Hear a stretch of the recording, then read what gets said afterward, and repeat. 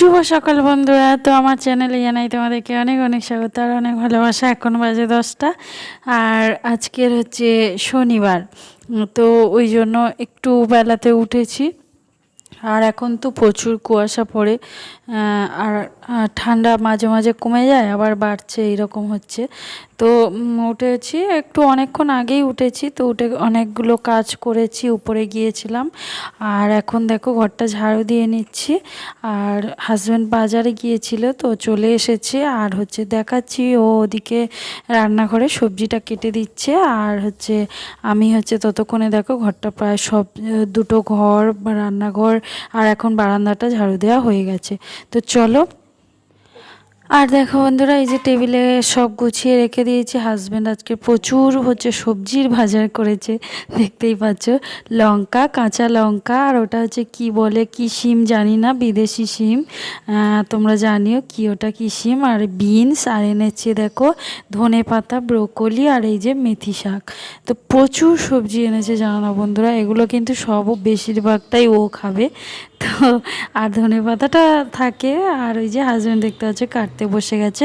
পরে তোমাদেরকে দেখাচ্ছি কি কি রান্না হবে আর কি বাজারে এনেছে।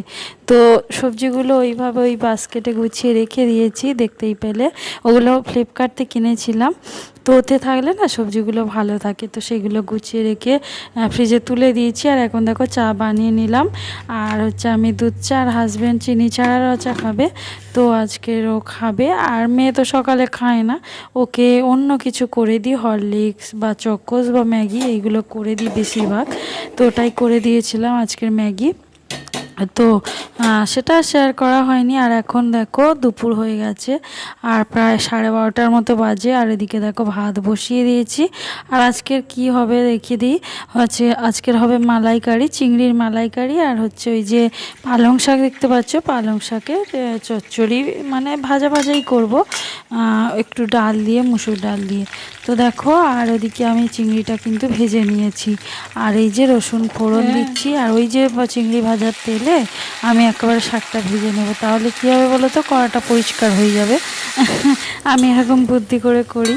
তো চলো। আর এই যে রসুন ফোড়ন দিয়ে এখন দিয়ে দিলাম দেখো শাকটা, আর একটুখানি টমেটোও দিয়েছি, টক টক ভালো লাগবে খেতে। আর এতে একটুখানি নুন দিয়ে দিচ্ছি, আর কাঁচা লঙ্কা দিয়েছিলাম। আর হচ্ছে অল্প করে মুসুর ডাল ছড়িয়ে দিয়েছিলাম, তো সেটা তোমাদেরকে দেখানো হয়নি। তাড়াতাড়ি করছিলাম, দুটো তরকারি হবে, ওই জন্য কিছু কিছু জিনিস স্কিপ করে গেছিলাম, তাই তোমাদেরকে মুখে বলে দিলাম। তো ব্যাস, এইটা ঝোল মজে যাবে একদম, মানে সরি, জলটা মজে যাবে।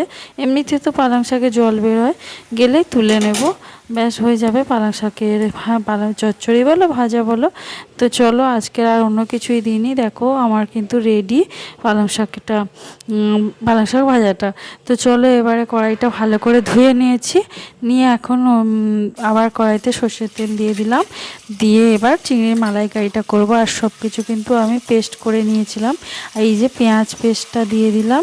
তো পেঁয়াজ পেস্টটা ভালো করে ভাজা ভাজা হয়ে যাওয়ার পরে দিয়ে দিচ্ছি আদা রসুন পেস্ট। তো সবগুলোই কিন্তু বাটা মশলাই দেবো।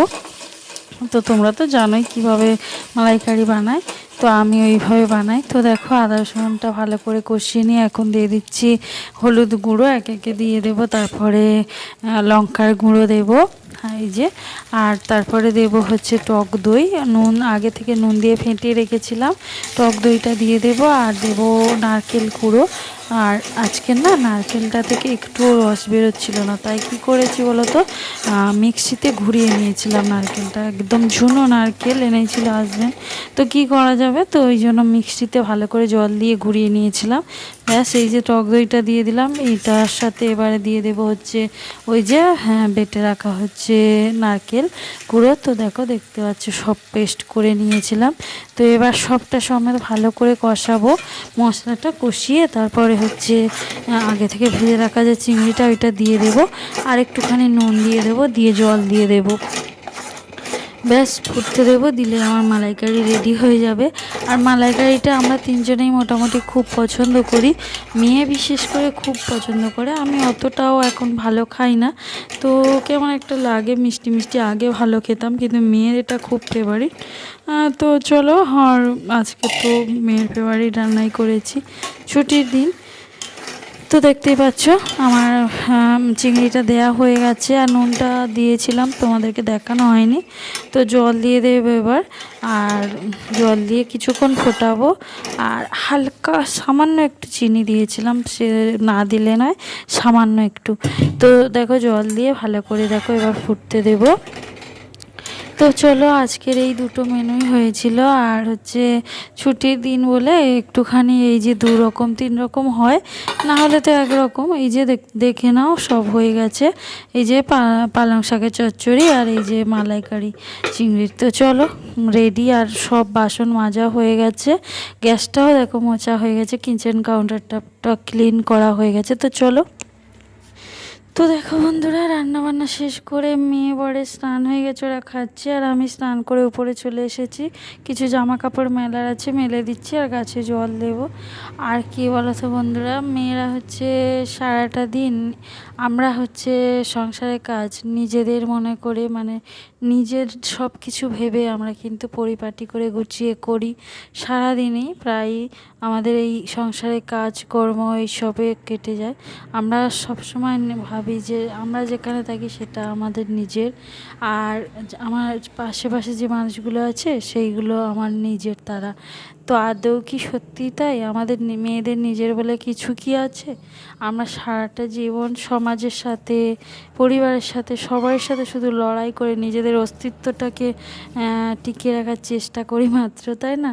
তো আর আমরা জন্মেই হচ্ছে বাবার বাড়িতে বড় হই, পরে স্বামীর বাড়িতে, আর তারপরে ছেলের বাড়িতে। আমাদের নিজের বলতে কি কিছুই আছে? তো বলো বন্ধুরা, তোমরা যারা মেয়েরা তোমরা কমেন্ট করে জানিও আমার সাথে সহমত কিনা।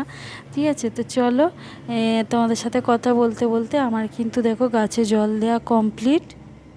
জীবনে চলার পথে মেয়েরাই মনে হচ্ছে সবচেয়ে বড় যোদ্ধা, তাই না? আমরা সব সময় যুদ্ধ করে চলেছি সমাজের সাথে, পরিবারের সাথে। তো চলো, আমার গাছে জল দেওয়া কমপ্লিট হয়ে গেছে, আর এখন নিচে নেমে চলে এসেছি। তবে হ্যাঁ, যারা ওয়ার্কিং লেডি, যারা স্বাবলম্বী লেডি, তাদের ক্ষেত্রে কিন্তু কথাটা আলাদা। তাদের মধ্যে অনেকেই নিজস্ব বাড়ি বানিয়েও থাকার ক্ষমতা রাখে, এটা ঠিক। তবে বেশিরভাগ অধিকাংশ মেয়েরা কিন্তু আমাদের মতো, তাই না? তো চলো, আর নিচে চলে এসে দেখতে পাচ্ছ এই যে জামা কাপড়গুলো শুকিয়ে গেছিলো, সকালে মেলে দিয়েছিলাম, এই যে মেয়ের স্কুল ড্রেসগুলো। তো এইগুলো হচ্ছে দেখতে পাচ্ছ সবসময় হচ্ছে গুছিয়ে ভাঁজ করে রেখে দিচ্ছি, কারণ স্কুলে যাবে তো মেয়ে, তো এগুলো পরে, তো ওই জন্য। আর আমার কিছু জামা কাপড়ও ছিল, সেগুলো হচ্ছে দেখো শুকিয়ে গেছে, সেগুলোও ভাঁজ করে নিচ্ছি। তো এগুলো ভাঁজ করে নিয়ে তারপরে খাওয়া দাওয়া করে নেবার, অলরেডি 2:30 বেজে গেছে। মেয়ে হাজব্যান্ডের কিন্তু খাওয়া হয়ে গেছে, তো আমি কিন্তু ইচ্ছে করেই দেরি করে খাচ্ছি। আর এগুলো ভাবছি যে পড়ে থাকলে কেমন একটা লাগে, তো এই জন্য ভাঁজ করে ঢুকিয়ে দেবো, দিয়ে খাওয়া দাওয়া করে নেবো। তো চলো বন্ধুরা, ভিডিওটাও আমি এখানে শেষ করছি, দেখা হবে পরের ভিডিও। ততক্ষণ তোমরা খুব খুব ভালো থেকো আর সুস্থ থেকো। যদি ভিডিওটা ভালো লাগে লাইক কমেন্ট শেয়ার করো, আর আর যদি অনেকটা ভালো লাগে তাহলে প্লিজ সাবস্ক্রাইব করে আমার পাশে থেকে যাও। আর যারা অলরেডি আমাকে সাবস্ক্রাইব করেছে তাদেরকে ধন্যবাদ। আর ভিডিওটা এখানেই শেষ করছি, দেখা হবে পরে ভিডিও। আর এগুলো সব গুছিয়ে রেখে দিয়ে খাওয়া দাওয়া করে নেব। তো চলো, এখানেই শেষ করছি, বাই।